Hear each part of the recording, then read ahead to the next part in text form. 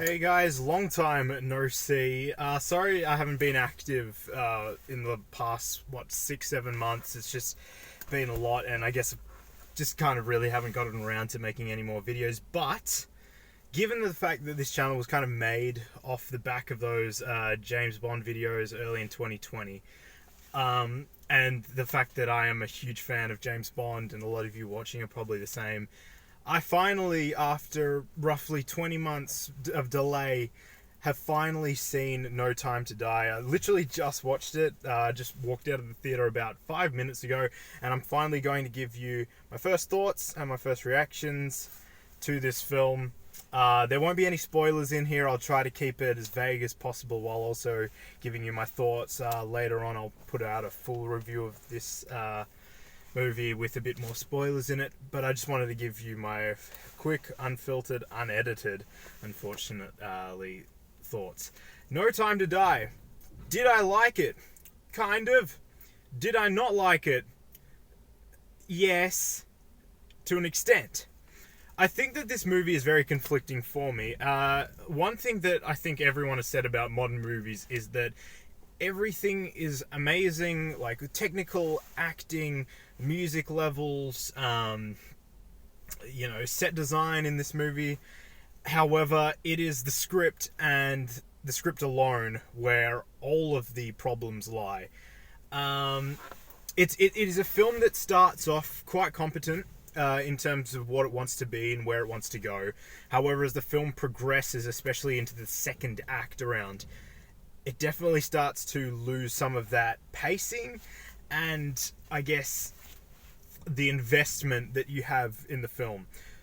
First 15 to 20 minutes, I was really, really loving this film. Really into it. The action scenes were great. The progression of Bond as a character.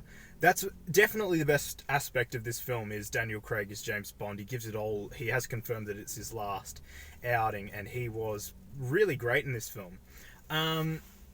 Hans Zimmer's score I really enjoyed. The set design was fantastic in this movie. So it does introduce some sort of, like, there's modern architecture, but there are a lot of references to classic Bond villain lairs. There's references to the volcano lair from You Only Live Twice. There are some classic, like, metal grates in the roof, just like Dr. No, which I really appreciated. And the fan touches. And in terms of music, there are some music cues and even a song from a previous movie that pops up.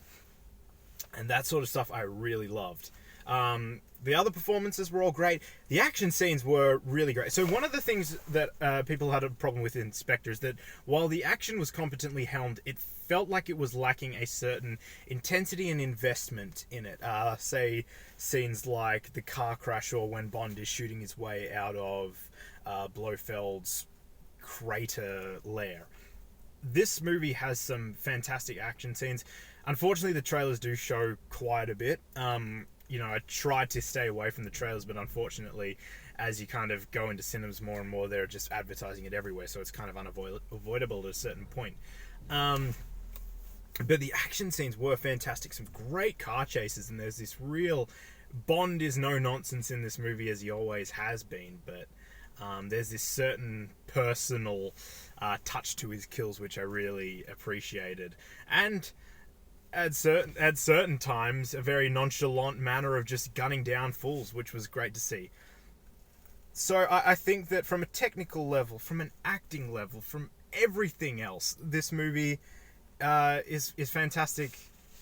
Unfortunately, the screenplay is where all of the issues came from. So it is said that it was written by 4 people. That's what I noticed, because I always look for how many people wrote the screenplay, even when it's a movie that I'm not particularly in love with. This is a hodgepodge of ideas. It starts off the first hour of the film where it is somewhat classic Bond. A set piece leading to set piece, interacting with fun characters and all that sort. Ana de Armas was really great. I wish she was in the movie more. However, I think once it gets to that second act, there is a lot of exposition as to the true intention of the plot. And certain scenes which try to link together Bond, which I talked about in Spectre, which I am really not a fan of. I'm not a fan of the way that they are trying to build this into some sort of grand cinematic universe of Bond, or a large sort of grand progression. I appreciated it when they did it in the Connery movies, because it felt like there were threads, and Bond was not the end-all be-all. He was just a thorn in the side of Spectre. Now, I think what happens in this movie is that Bond, and especially the last two, Bond is not a small part of a greater story. He is kind of the eclipsing link between all of these characters, which is fine for personal motivation, but I think when it's going for such a believability in terms of the tone, it just doesn't work. And that is particularly felt in two instances, and that is Rami Malek's villain, Safin, who is horrendously underdeveloped, and I don't want to be knee-jerk, but up there with some of the worst Bond villains in terms of weak motivation, posing barely a threat, and I guess just a lack of presence in the film. You feel it, but you don't get to experience it, unfortunately. And the other thing, which unfortunately is one thing I thought this film would improve upon, is that Madeline Swan, although I love Léa Seydoux in the role, is still one of the weakest Bond love interests. An emphasis on the love, because it is continued. You see it in the film. In Spectre, there is very obviously meant to be the implication that Bond loves this woman. And unfortunately, in the writing of this character, she is once again not charismatic enough. She is a smart person, but we don't get to experience that in the film. It's not like she does anything that helps service the plot. My biggest problem with her as a character is that she is more plot element than character. Madeline Swan's character and her actions are all dictated by her past. Nothing to do with her actual personality, which I think is a major problem and fault with her character. And the fact that Bond is so attached to her, when we've seen however many films, however many women be dismissed by Bond, it just doesn't resonate with us. When we've seen that many come and go, and then we've seen the ones who have stuck, because compared to, especially Vesper and Tracy, the two women that he truly did fall in love with, it just, there's no believability to it, and there's no likability, unfortunately. She is a dry, white toast character. And unfortunately, the villain and the love interest are the two things that spur this film forward the most. In terms of the plot, or the overall villain plot, it is campy. It's a really goofy, old school type of Bond villain plan. Some uncomfortable elements in how familiar and how relevant it was to today. I'm not going to address the woke whatever that is, because quite frankly, I honestly felt it was the opposite. This movie was not woke at all. It felt like faux woke. Maybe like a couple lines about a character's sexual orientation or the gender of a specific character, but nowhere near amount to say, I guess, to validate what the producers have been saying about it and the internet outrage about it. But yeah, unfortunately, I feel like the ending of this movie, it had my jaw on the ground.